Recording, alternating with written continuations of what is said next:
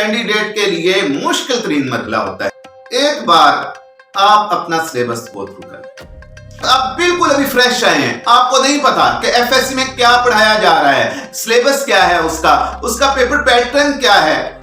CV जमा करवाई है आपने प्राइवेट कॉलेज में, प्रिंसिपल को मिले हैं, उसके ऑनर को, डायरेक्टर को मिले हैं, वीपी को मिले हैं, एकेडमिक इंचार्ज को मिले हैं, आप एचआर को मिले हैं। वो कुछ क्वेश्चन अदर करेंगे, पूरे सिलेबस से रेलेवेंट आपको धंखा लेंगे। सब्जेक्ट नॉलेज के 5 नंबर, आपकी पर्सनैलिटी के 5 नंबर, आपकी बॉडी लैंग्वेज के 5 नंबर, आपके डिसिप्लिन के 5 नंबर, आपके कम्युनिकेशन के 5 नंबर। इस तरह से 20, 25, 30, 50 वहां आपने डिसीजन लेना है उस वक्त।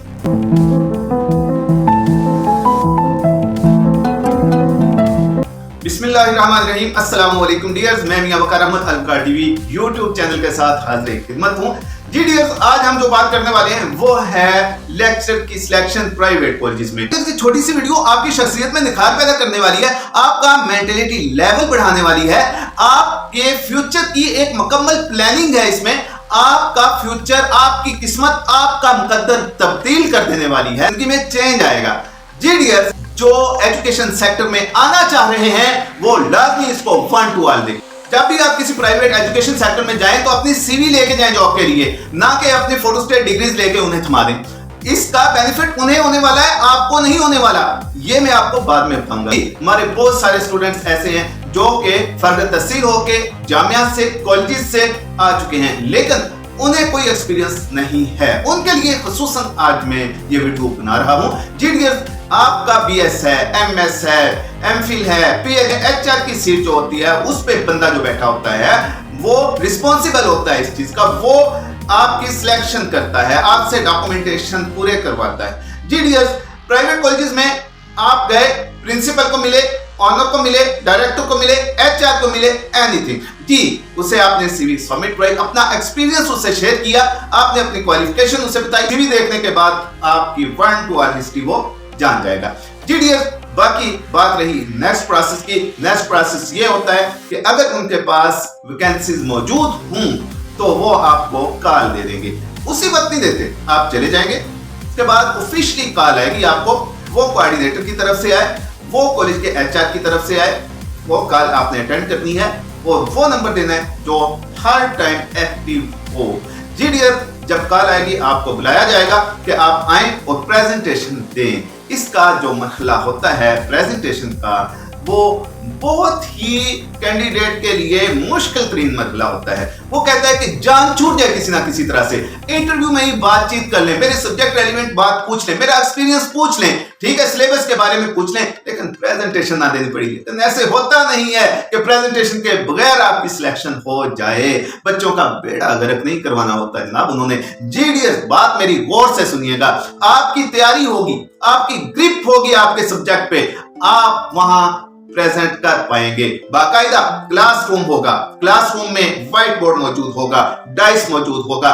जी डियर्स, वहां वो टीचर जो उस सब्जेक्ट से रेलेवेंट होंगे वो मौजूद होंगे। आपका कोई भी सब्जेक्ट है, जिस क्लास को आपने सब्जेक्ट पढ़ाना है, जिस क्लास के लिए आपने अप्लाई किया है, उस क्लास की तैयारी सिलेबस की कंप्लीट होनी चाहिए आपकी। ये ना हो कि आपकी तैयारी ना हो, आपका एक टॉपिक आपको डुबो के रख दे, आपका एक टॉपिक आपको ऐसा तैयार होना चाहिए कि आप दूसरों को हैरान कर दें। आज से कोई भी teacher, relevant teacher, irrelevant teacher, principal, HR, head of department, कोई भी आपसे क्वेश्चन करे, आप उसके क्वेश्चन, आपके लिए बहुत बड़ा चैलेंज होता है आपका टॉपिक जो आप सिलेक्ट करके जाते हो, जिसको आप फर्स्ट ऑफ ऑल जाते ही व्हाइट बोर्ड पे लिख देते हो। जी हां, व्हाइट बोर्ड पे जो आपकी प्रेजेंटेशन के दौरान आपकी प्रोग्रेस है, जो एक्टिविटी है, वो नोट की जाती है। जी डियर्स, आप बिल्कुल अभी फ्रेश आए हैं, आपको नहीं पता कि एफएससी में क्या पढ़ाया जा रहा है, सिलेबस क्या है, उसका पेपर पैटर्न क्या है, तो फिर आप ऐसा कीजिए, एक दफा, एक बार आप अपना सिलेबस गो थ्रू करें। ऐसा कीजिएगा कि आपके अपने ही अजीजो अकारब में, आपकी सोसाइटी में ऐसे बच्चे मिल जाएंगे जो उसी क्लास के होंगे जिसके लिए आपने अप्लाई किया। जी, उन्हें आप बुला लें, उनको डेली बेसिस पे अगर आप फ्री भी पढ़ाएं उन्हें, तो आपका एक्सपीरियंस होगा, इंप्रूव करेंगे आप।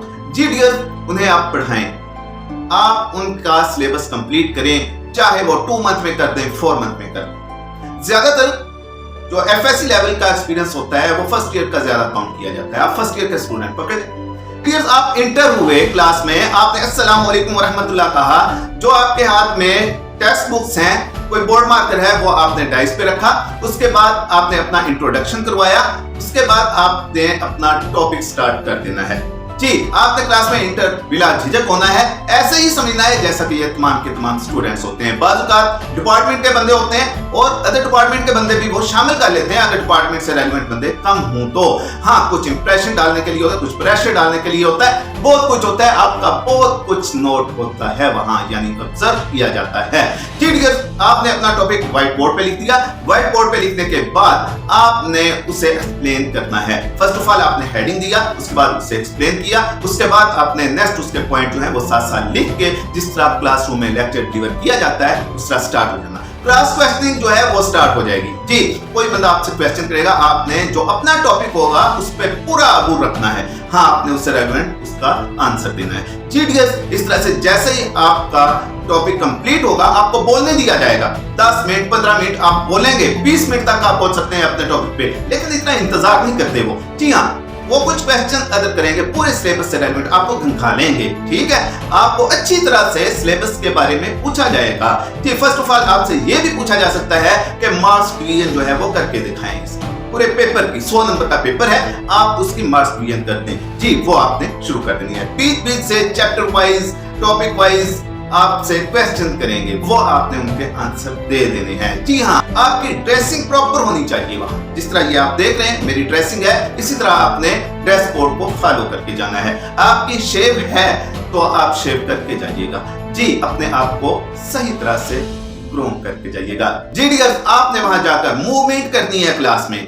जी, चेयर्स होती हैं दोनों साइडों पे लगी हुई, बीच में रास्ता होता है स्टूडेंट्स के गुजरने का, लेक्चर साहबान के गुजरने का, टीचर का मेथड जो होता है वो देखा जाता है। उसमें आपकी कोऑर्डिनेशन देखी जाती है, स्टूडेंट से कम्युनिकेशन देखी जाती है। आप कुछ भी समझाने के बाद वहां से क्वेश्चन कर सकते हैं, जितने भी बंदे बैठे हुए, कि मैंने क्या बताया। अगर कोई इधर उधर कोई हैंकी वैंकी कर रहा है, जी जैसे स्टूडेंट्स की आदत होती है, तो आपने ये भी शो करवाना कि मैं क्लास में कितनी ग्रिप रख सकता हूँ, मैं स्टूडेंट्स को किस तरह कंट्रोल कर सकता हूँ, ये सब कुछ आपने वहां शो करवाना है। हाँ, इस तरह प्रेशर नहीं डालना उन पे कि मैं फलां स्कूल में पढ़ाता था, वहां फलां बच्चे ने जो है वो गलती की और मैंने उसको ये कहा, बाद में वो गलती नहीं, ऐसी बातें नहीं करनी, बल्कि वहां करके दिखाना है प्रैक्टिकली। आपको ऑब्जर्व करने वाले बंदे बैठे होते हैं वहां मार्क्स की डिवीजन हुई होती है, आपके मार्क्स लग रहे होते हैं। फॉर एग्जाम्पल, आपके ड्रेस कोड के 5 नंबर, आपके सब्जेक्ट नॉलेज के 5 नंबर, आपकी पर्सनैलिटी के 5 नंबर, आपकी बॉडी लैंग्वेज के 5 नंबर, आपके डिसिप्लिन के 5 नंबर, आपके कम्युनिकेशन के 5 नंबर। इस तरह से 20, 25, 30, 50 जितने भी मार्क्स वो देने चाहें, वो मार्क्स पहले लिखे हुए होते हैं उनके पास कि हमने इस कैटेगरी में इनको मार्क्स देने हैं। जी, वो मार्क्स जो है वो रेलेवेंट सब्जेक्ट वाले दे सकते हैं या फिर HR दे सकता है, प्रिंसिपल दे सकता है। जी डियर्स, सब्जेक्ट के मार्क्स तो वो नहीं दे सकते जो इररिलेवेंट होंगे, लेकिन रेलेवेंट बंदे सब्जेक्ट देंगे, बाकी दूसरी जो बातें होंगी उनके आपको मार्क्स देंगे।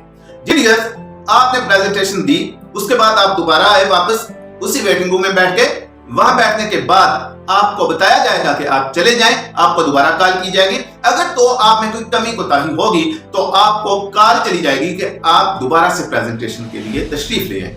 जी हाँ, आप दोबारा प्रेजेंटेशन देंगे, वही मरहला दोबारा होगा, उसी तरह रिपीट होगा सब कुछ। जी, आप अपना टॉपिक जो है वो चेंज भी कर सकते हैं। जी डियर्स, इसके बाद आपकी सिलेक्शन की बारी आनी। आपको ओरिजिनल डॉक्यूमेंट्स का कहा जाएगा, आप अपने ओरिजिनल डॉक्यूमेंट्स ले जाएंगे। आपका बाकायदा एक इंटरव्यू होगा, इंटरव्यू में प्रिंसिपल, HR या फिर डायरेक्टर साहब बैठेंगे। जी, तीनों भी बैठ सकते हैं, 2 भी और 1 बंदा भी। जी डियर्स, यहाँ डेजिग्नेशन होल्डर जो है वो आपसे बातचीत करेंगे आपकी सैलरी के बारे में, आपके वर्कलोड के बारे में। जी डियर, वहां आपने क्या करना है, वहां आपने डिसीजन लेना है उस वक्त। अगर तो आप बिल्कुल ही फ्रेश आए हैं तो आपको एक चांस दिया जा रहा है, आप उसे अवेल करें। हाँ, वो बहुत अच्छी सैलरी नहीं दे रहे, वर्कलोड आपका ज्यादा है, तो आप उसे एक दफा ज्वाइन जरूर करें। जी डियर, अगर आप एक्सपीरियंस्ड हैं तो आप देखें कि आपकी पहले सैलरी पहले वाली जगह पे कितनी थी।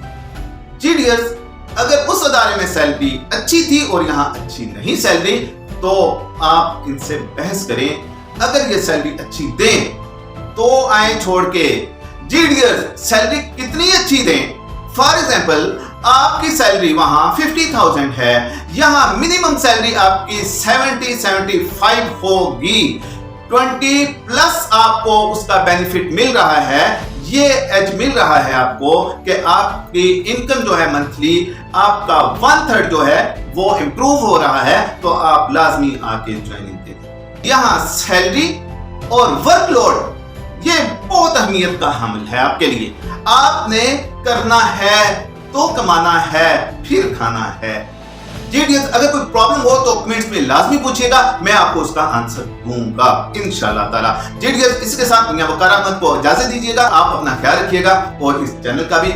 अल्लाह हाफिज।